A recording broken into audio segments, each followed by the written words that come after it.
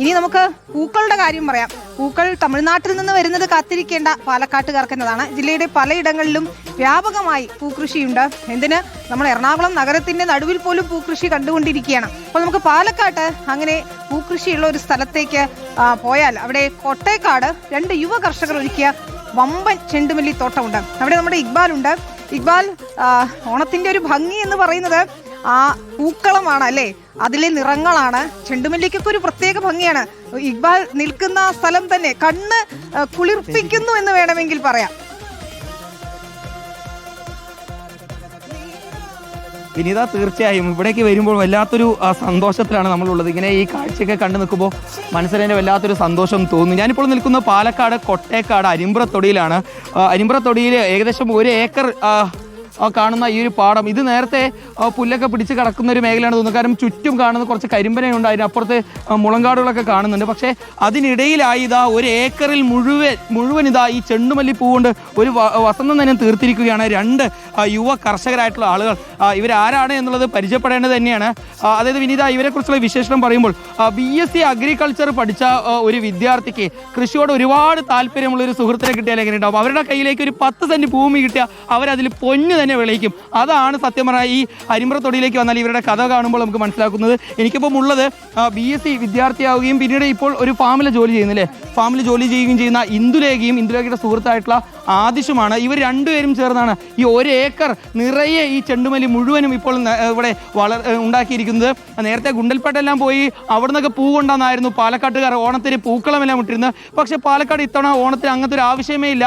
ഇന്ദുലേഖയെ പോലെ അതുപോലെ തന്നെ ആദിശയെ പോലെ നിരവധി കർഷകർ ഇത്തരത്തിൽ ചെണ്ടുമല്ലി കൃഷിയും അതുപോലെ തന്നെ മറ്റ് പൂക്കൃഷിയുമായി രംഗത്ത് വന്നുകൊണ്ട് തന്നെ ഇത്തവണ പാലക്കാട്ടുകാർക്ക് പൂക്കളമിടാൻ പാലക്കാടിന്റെ മണ്ണിൽ തന്നെ നിരവധി ഇടങ്ങളിൽ പൂക്കൾ വളർന്നിട്ടുണ്ട്. ഏതായാലും ഇന്ദുലേഖ നമുക്കൊപ്പം ചേരുന്നത് എങ്ങനെയാണ് പെട്ടെന്ന് ഇങ്ങനെ ചെണ്ടുമല്ലി കൃഷി തുടങ്ങാമെന്നുള്ള ഒരു പ്ലാനിലേക്ക് എത്തുന്നത്?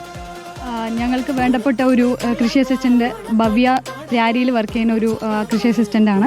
അവർ പോയ വർഷം ഇങ്ങനെ ചെണ്ടുമല്ലി കൃഷി ചെയ്തിട്ടുണ്ടായിരുന്നു. അപ്പോൾ ഞാനിങ്ങനെ എന്തെങ്കിലും ചെയ്യാൻ ഐഡിയ ഉണ്ടോ ഇങ്ങനെ ചോദിച്ചപ്പോൾ ഭവ്യ ചേച്ചിയാണ് എനിക്കിത് ചെണ്ടുമല്ലി ഒന്ന് ട്രൈ ചെയ്ത് നോക്കുമെന്ന് പറഞ്ഞത്. അപ്പോൾ എനിക്ക് ചെടിയോട് വളരെ താല്പര്യമാണ്, കൃഷിയോട് വളരെ താല്പര്യമുള്ളത് കൊണ്ട് ഞാൻ ഇതിൽ ഒന്ന് ആദിശയോട് പറഞ്ഞു. അപ്പോൾ അവനും റെഡിയായിരുന്നു. അപ്പോൾ ഞാൻ BSc അഗ്രികൾച്ചറൊക്കെ പഠിച്ചത് ആദ്യമായിട്ടാണോ കൃഷി ചെയ്യുന്നത്? അതെ ആദ്യമായിട്ടാണ് ഞാൻ കൃഷി ചെയ്യുന്നത്. വൻ വിജയായി. അതെ. ആദിഷ് എന്ന് പറയുന്നത് വിനീത ഒരു സർക്കാർ ഉദ്യോഗസ്ഥനാണ്, പാലക്കാട് കളക്ടറേറ്റിലെ ക്ലർക്കാണ് അല്ലേ? Revenue recovery ഓഫീസിലായിരുന്നു. ഇന്ദിരേഖ ഈ ഐഡിയ പറഞ്ഞപ്പോൾ എന്താണ് ആദ്യം തോന്നിയത്? ആദ്യം നല്ല പോസിറ്റീവ് ആയിരുന്നു. ഒരു കൃഷിയല്ലേ, പിന്നെ ഓണം ടൈം ആയതുകൊണ്ട് നല്ല കച്ചവടമായിരിക്കും. പിന്നെ അങ്ങനെ ജസ്റ്റ് ഒരു ഫണ്ടിന്. ഏത് മാസത്തിലാണ് നമ്മൾ ഇത് ആരംഭിക്കുന്നത്? നമ്മളിത് ജൂൺ ഫസ്റ്റ് വീക്കിലാണ് ഇത് പ്ലാൻ ചെയ്തത്. അതിന് മുന്നേ നമ്മൾ ലാൻഡൊക്കെ റെഡിയാക്കി വെച്ചിരുന്നു. തൈ പൊള്ളാച്ചിയിൽ നിന്ന് നമ്മൾ കൊണ്ടുവന്നു.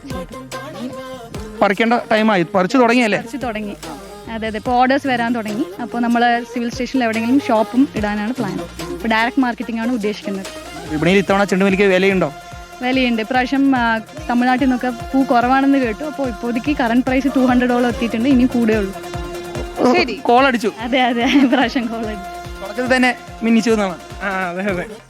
രണ്ടുപേരെ പോലെ പാലക്കാട് നിരവധി ഇടങ്ങളിൽ ഇത്തരത്തിൽ ഈ ചെണ്ടുമല്ലി കൃഷിയും പൂക്കൃഷിയും നടത്തിയിട്ടുണ്ട്. അവരുടെ എല്ലാം വിശേഷങ്ങളിലേക്ക് നമുക്ക് അടുത്ത ദിവസം വരണം. ഇപ്പോൾ ദൃശ്യങ്ങൾ കാണിക്കുന്ന നമ്മുടെ വീഡിയോ ജേർണലിസ്റ്റ് വിനൂസി ദൃശ്യങ്ങൾ കാണിക്കുന്ന പോലെ തന്നെ ഈ കാണുന്ന 1 ഏക്കർ ഇടത്ത് നേരത്തെ ഇത് കാടെല്ലാം പിടിച്ച് കടന്നിരുന്നൊരു മേഖലയാണ്. അവിടെ നോക്കൂ, ഈ ഭാഗം മുഴുവനും ഇപ്പോൾ ഈ ചെണ്ടുമല്ലികൾ കൊണ്ട് നിറഞ്ഞിരിക്കുകയാണ്. ഇനി അടുത്ത ദിവസങ്ങളിൽ മലയാളികൾ മുഴുവൻ ഓണം ആഘോഷിക്കാൻ വേണ്ടി രാവിലെ തന്നെ പൂക്കളം ഇടാൻ വേണ്ടി പോകുമ്പോൾ പാലക്കാടിന് ഈ മണ്ണിൽ നിന്നെല്ലാം വിരിഞ്ഞിട്ടുള്ള ഈ ചെണ്ടുമല്ലികളൊക്കെ തന്നെ ആയിരിക്കും ഇനി എന്തായാലും പൂക്കളങ്ങളായി മാറാൻ വേണ്ടി പോകുന്നത്. വല്ലാത്തൊരു സന്തോഷം തോന്നുന്ന ഒരു അവസ്ഥയിലാണ് നമ്മുടെ യുവതലമുറയാണ്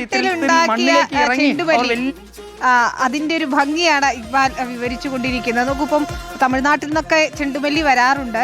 അത് മണത്ത് നോക്കിയാൽ നമുക്ക് പ്രത്യേകിച്ചൊരു വികാരമൊന്നും തോന്നില്ല. ഇത് നമ്മുടെ നാട്ടിൽ വീട്ടിലൊക്കെ വളർത്തിയ ചെണ്ടുമല്ലി ഒന്ന് മണത്ത് നോക്കിയാൽ തന്നെ അതിൻ്റെ ഒരു മനോഹാരിത, അതിൻ്റെ ഒരു മണം അത് എത്ര പ്രിയപ്പെട്ടതാണെന്ന് നമുക്ക് മനസ്സിലാവും. ഓണത്തിൻ്റെ ഭംഗി എന്ന് പറയുന്നത് ചെണ്ടുമല്ലിയും ജമന്തിയും ഒക്കെ ചേർന്നിട്ടുള്ള പൂക്കളങ്ങൾ കൂടിയാണ്. അപ്പോൾ ആ 2 യുവാക്കൾക്ക് കൈയടിച്ചേ മതിയാകും. കാരണം സ്വന്തം നിലയ്ക്ക് കൃഷി ചെയ്ത് ഈ ഓണത്തിനൊരു വിപണി കണ്ടെത്താൻ കഴിയുന്നു. അതൊരു മാതൃക തന്നെയാണ്.